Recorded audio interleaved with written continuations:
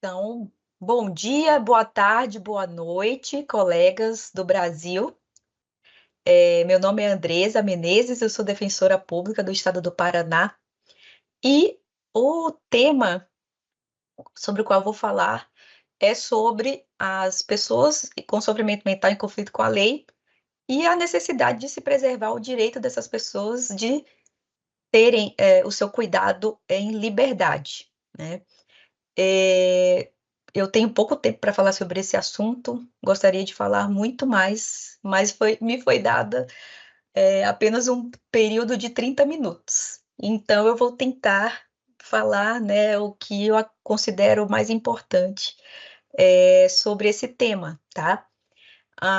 Então, a gente conhece, né, a legislação penal, não estou falando aqui com ninguém que não sabe, a gente sabe que a legislação penal ela foi totalmente construída com base no modelo de assistência à saúde que é centrado basicamente num espaço, né? E esse espaço é o manicômio. O manicômio é, assim como a prisão, uma instituição total, né? Em que as pessoas elas perdem essa condição, né? Essa condição da humanidade delas é totalmente esquecido, né? E elas passam a fazer parte de um conjunto, né, amorfo, um conjunto em que você perde a personalidade, em que as vidas dessas pessoas elas têm que passar por uma disciplina constante, enfim.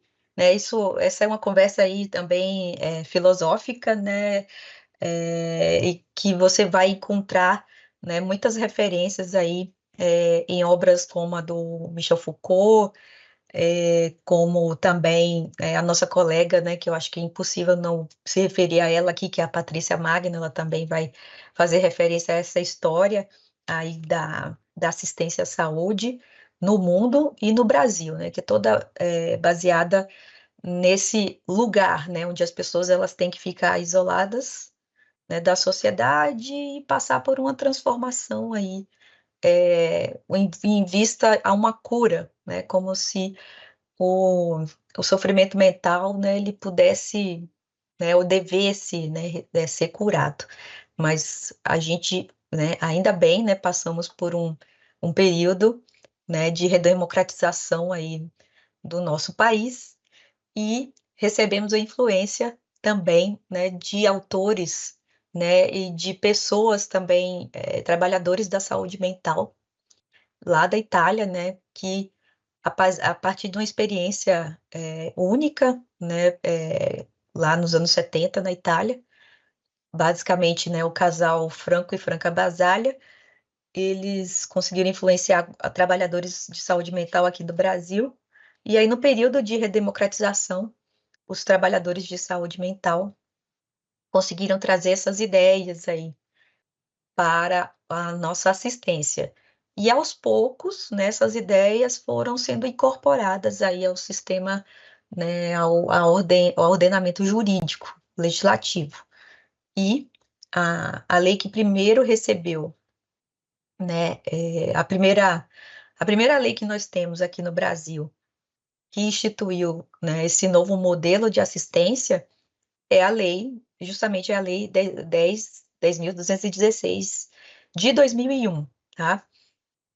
Essa lei, ou seja, né, desde 2001, né, a gente tem no nosso ordenamento jurídico a instituição desse novo modelo que substitui o modelo manicomial. Então, e vai substituir por quê? Né? O que que seria essa substituição?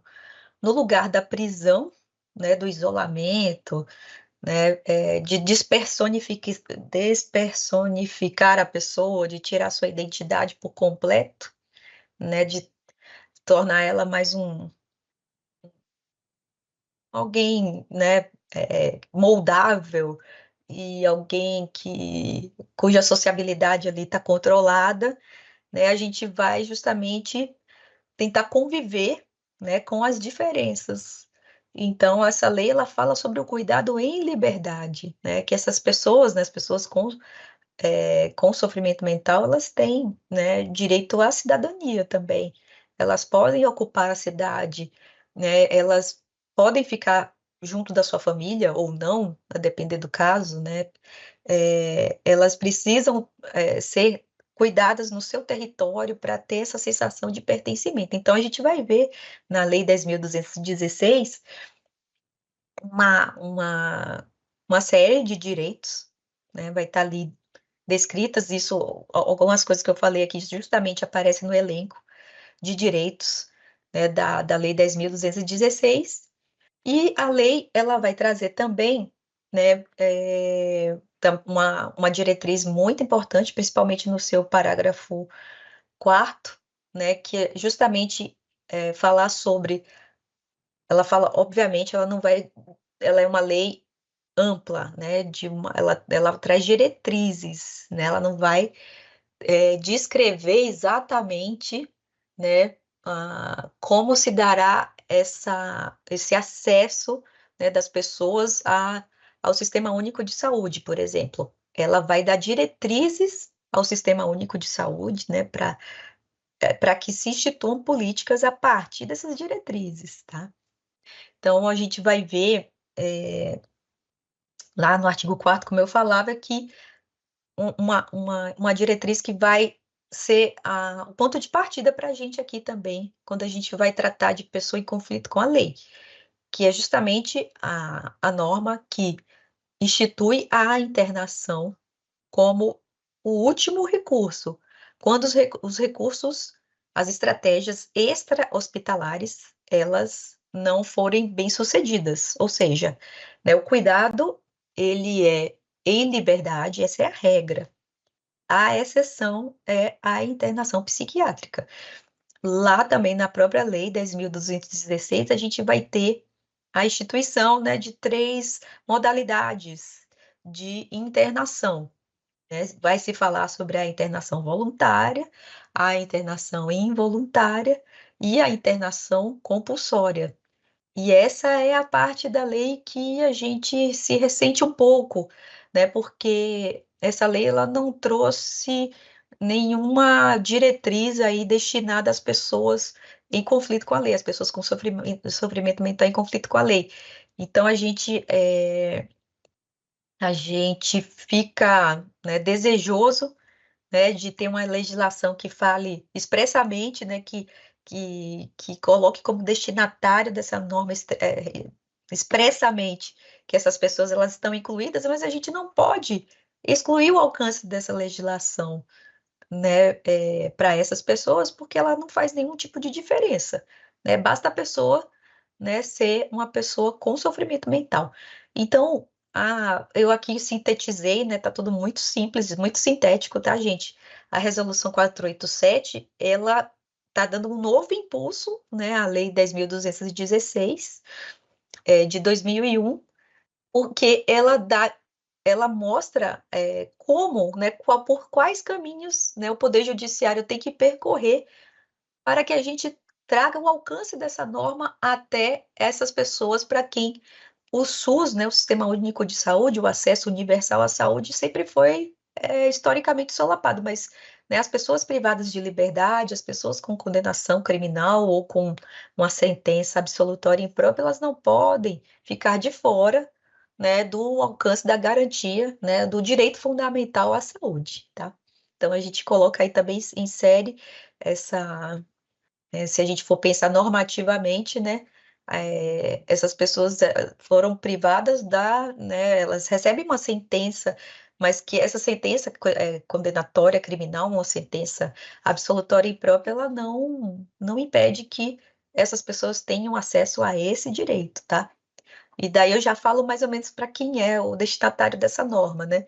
Essa norma, ela não é apenas para as pessoas com medidas cautelares de internação provisória, ela não é apenas para as pessoas com a medida de segurança de internação, ela também se estende, né, à resolução 487, né? Obviamente também a 10.216, ela alcança também as pessoas com sofrimento mental que são condenadas criminalmente. A gente vê, né, na nossa prática aqui, principalmente eu que atuo na execução penal, a gente vê situações em que as pessoas têm o sofrimento, mas estão cumprindo pena privativa de liberdade.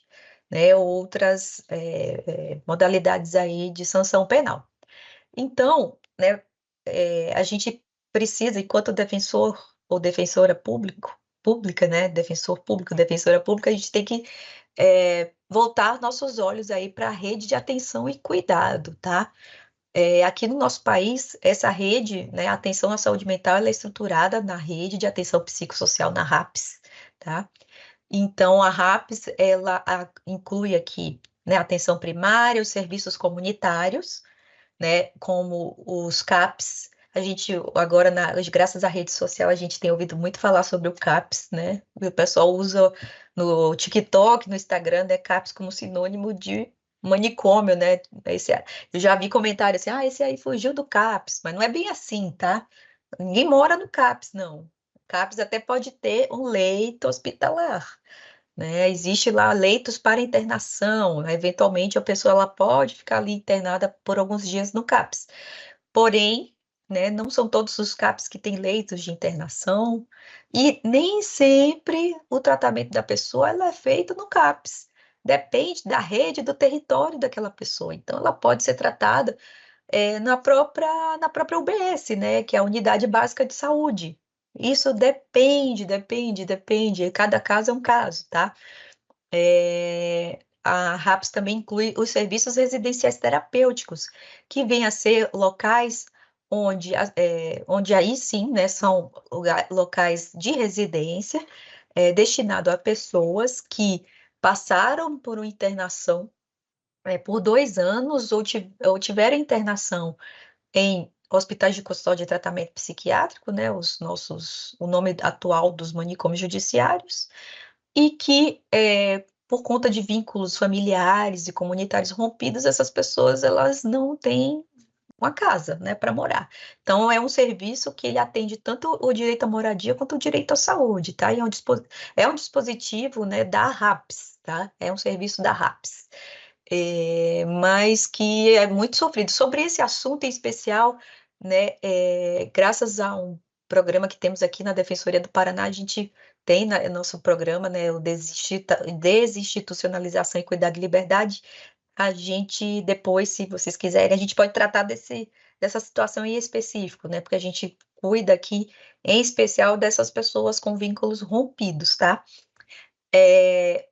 Aí também a gente precisa voltar nossos olhos também para o Sistema Único de Assistência Social, tá, gente?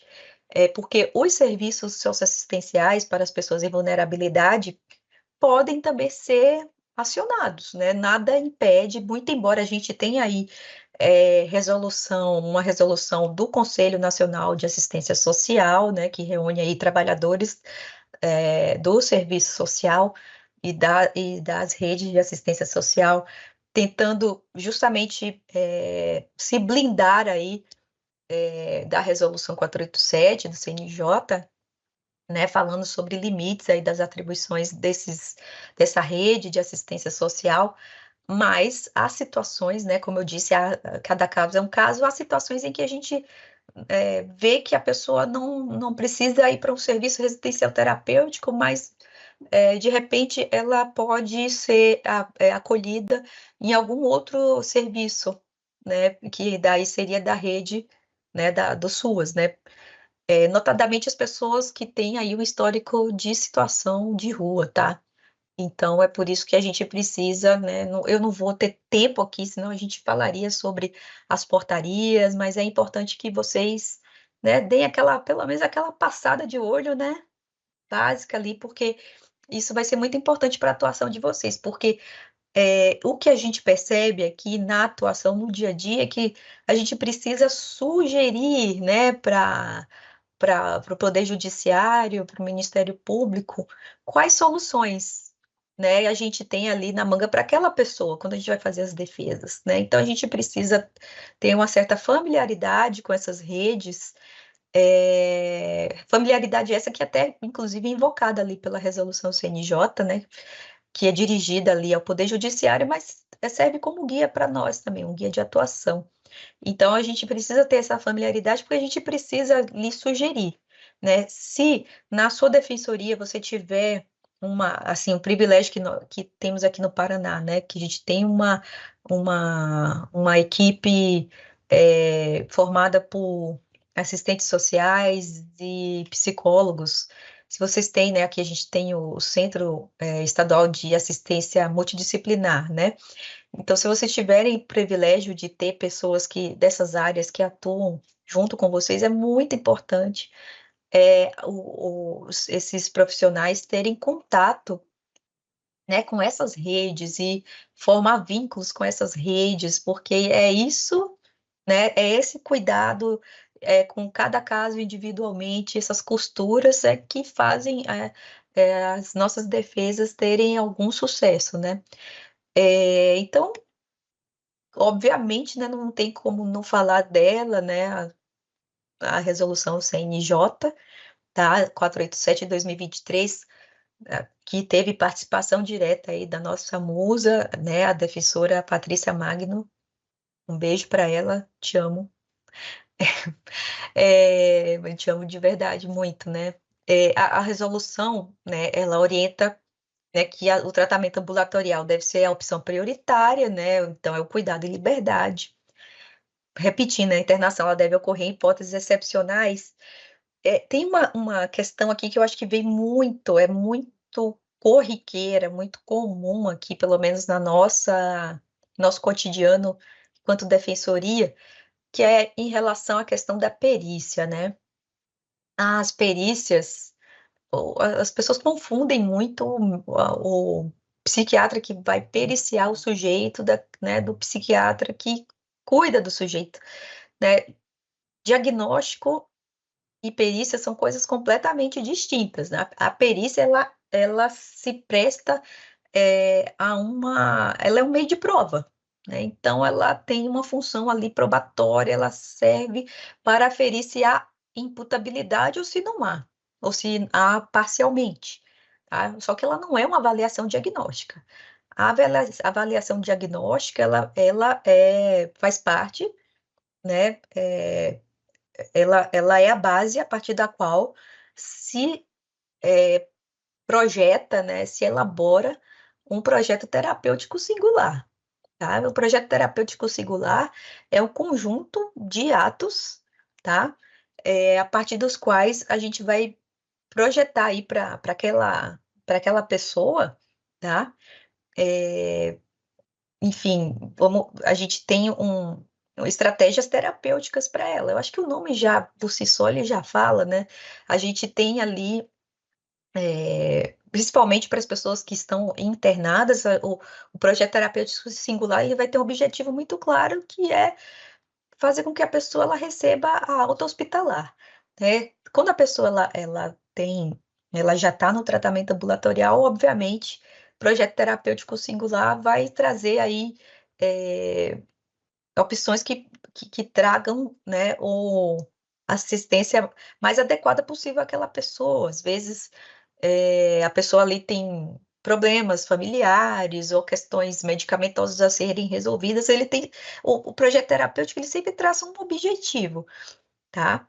Mas tem sempre que ser, como diz, né, dito ali no material de apoio aqui, que ele é centrado na singularidade do sujeito. Essa questão individual, ela é o ponto de partida, e o diagnóstico também ele é trazido aqui nessa questão. Então, o cuidado na rede, ele não substitui a perícia, tá?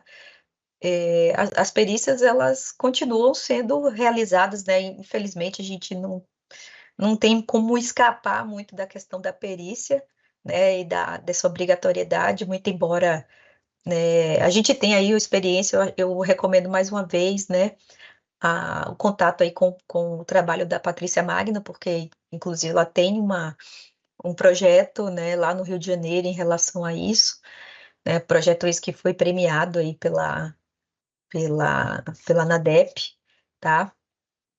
E então, mas tirando o Rio de Janeiro, né, que a gente tem uma notícia aí da mudança aí na estratégia, né, de como se realizam as perícias, a gente ainda tem aí essa obrigatoriedade do sujeito passar por perícias, que normalmente também tem esse viés, né, perigosista, né, se baseia nessa questão do perigo, né, e a gente tem que escapar dessa noção o máximo que a gente puder, tá? Então, eu até sugiro, eu aqui, né, com a minha equipe, eu sempre falo que a gente não tem que se manifestar falando em exame de cessação de periculosidade, eu sempre falo em incidente de desinternação ou de liberação condicional, sabe? Porque a gente precisa tentar apagar realmente, inclusive, né, do mapa, assim, se a gente pudesse, tipo, apagar a lei, tirar essa palavra da periculosidade, né? A periculosidade, ela só se presta a um modelo manicomial, né? Ela só justifica a existência, do isolamento do sujeito. E não é isso, né? O perigo, se ele existe, né, como eu tinha um colega lá quando eu atuei no Tribunal de Justiça de Minas Gerais, o colega Fabrício Ribeiro, psicólogo, ele dizia: se o perigo existe, ele está na falta de cuidado, né? E o que essas pessoas demandam é cuidado. E nós, como defensores, nós temos, né, defensoras e defensores, a gente tem que fazer de tudo para que trazer a perspectiva do cuidado para dentro do processo, seja o processo criminal e de execução penal. Esse é o direito que prevalece em relação a essas pessoas, né? A depender também do transtorno mental, do sofrimento mental, essa pessoa ela pode, inclusive, pode ser invocada em favor dela, inclusive, a proteção especial, que a Convenção das Pessoas com Deficiência ela proporciona, né? E a gente sabe que a Convenção da Pessoa com Deficiência ela foi incorporada ao nosso ordenamento jurídico, né, com o mesmo processo, das emendas constitucionais, então ela tem aí uma natureza constitucional, né, a convenção, mas existe a lei brasileira de inclusão também que pode ser invocada, né? Se o sujeito se enquadrar naquela noção, né, de pessoa que enfrenta, né, barreiras que não a permitem competir, né, conviver com outras pessoas em mesmo grau de igualdade, então realmente essas pessoas aí, a gente pode sim, né, falar sobre uma deficiência psicossocial, tá? Então é sempre importante para a gente ter esse foco, né? Aqui, eu até falei aqui sobre os critérios da internação para internação psiquiátrica, né? A internação, né, eu acho que é importante repetir, ela é uma medida excepcionalíssima, né? Existe uma resolução do Conselho Federal de Medicina que vai falar, né, sobre os critérios para a internação. É importante também trazer, né, porque quando existe aí principalmente nas perícias, né, e se confere aí para a Defensoria Pública vista para a gente questionar, né, sobre a necessidade na verdade, né, sobre a insanidade mental do sujeito, sobre, entre aspas, né, essa periculosidade, é importante que a gente vá acolher aqui nessa resolução, né, os critérios, porque a gente tem que perguntar, né, se o perito ele sugere a internação, aí a gente tem que perguntar para o senhor perito, tá, mas quais são os riscos que essa pessoa apresenta, né? Porque essa resolução ela vai falar sobre risco, por exemplo, de autoagressão, de heteroagressão, né? Existem esses critérios, basicamente é isso, né? Sobre essa questão desse risco. Então a gente precisa instigar mesmo esse perito sobre essa questão desses critérios, tá? Aqui no Paraná, por exemplo, a gente também tem regulamentação da própria Central de Regulação de Leitos.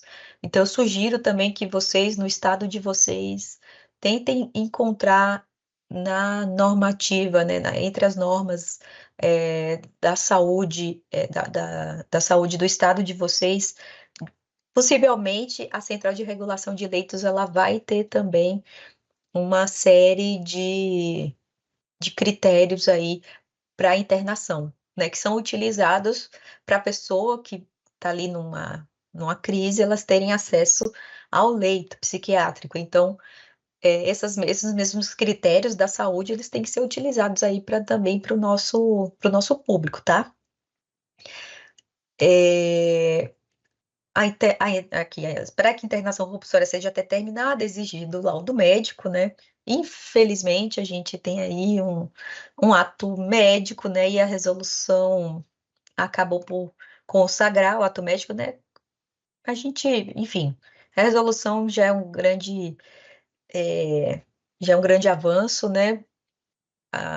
Não é que a resolução consagre necessariamente o laudo médico, mas a gente tem visto aqui, né, principalmente por conta aí do julgamento das ADIs, né, das ações constitucionais contra a resolução 487, que acabou que foi interpretado dessa forma, né, que é o laudo médico,